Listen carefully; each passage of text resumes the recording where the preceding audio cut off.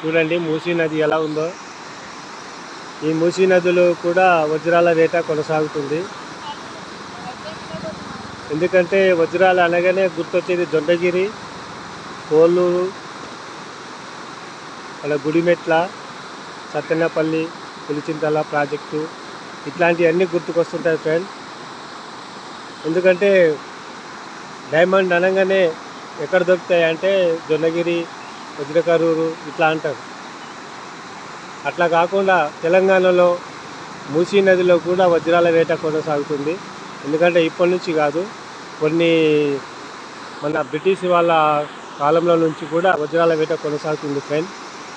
ఎందుకంటే మేము ఒకసారి ఎస్టాబ్లిష్మెంట్ చేద్దాము చూద్దాము అని వచ్చాము ఇక్కడికి, ఒక వీడియో తీద్దాము చూసి అని చెప్పి వచ్చాము ఫ్రెండ్. ఎందుకంటే ఇక్కడ అలాంటి శకలాలు చాలా ఉన్నాయి ఫ్రెండ్. ఎందుకంటే మేము చూసాము, ఈరోజంతా చూసాము.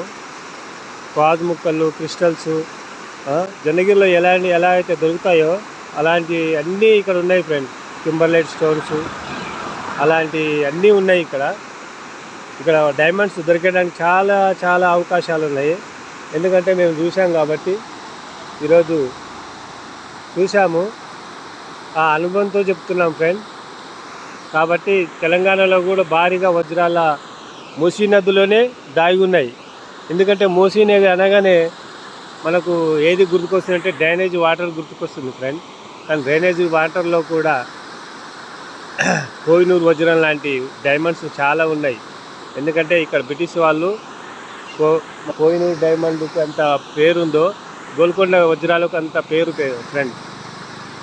గోల్కొండ వజ్రాలు ఇక్కడ నుంచి మన నది ఉందిగా ఫ్రెండ్, ఏది అనంతపూర్లో, వికారాబాద్ అనంతపూర్లో ఇక్కడ స్టార్ట్ అవుతుంది ఈ నది. అక్కడ నుంచి మన వాడపల్లి దాకా ఇది పారుతుంది ఫ్రెండ్. వాడపల్లిలో నిషిద్ధమైపోతుంది కృష్ణానదిలో. కాబట్టి ఇక్కడ నుంచి వాడపల్లి దాకా ఏదులాబాదు, రామడుగు ఇక్కడ నుంచి వజ్రాలు ఉండే అవకాశానికి చాలా మెండుగా ఉన్నాయి. ఎందుకంటే భూమి ఇక్కడ నుంచి పైకి లేచింది ఫ్రెండ్. నది భాగం కిందికి ఉంటుంది. కాబట్టి ఇక్కడ వజ్రాలు దొరుకుతాయని జియోలాజికల్ సర్వే వాళ్ళు సర్వే చేసి ఒక 8 సంవత్సరాలు సర్వే చేసి నిర్ధారించుకొని మాత్రం చెప్పారు. కాబట్టి మేము కూడా చూసి ఒకసారి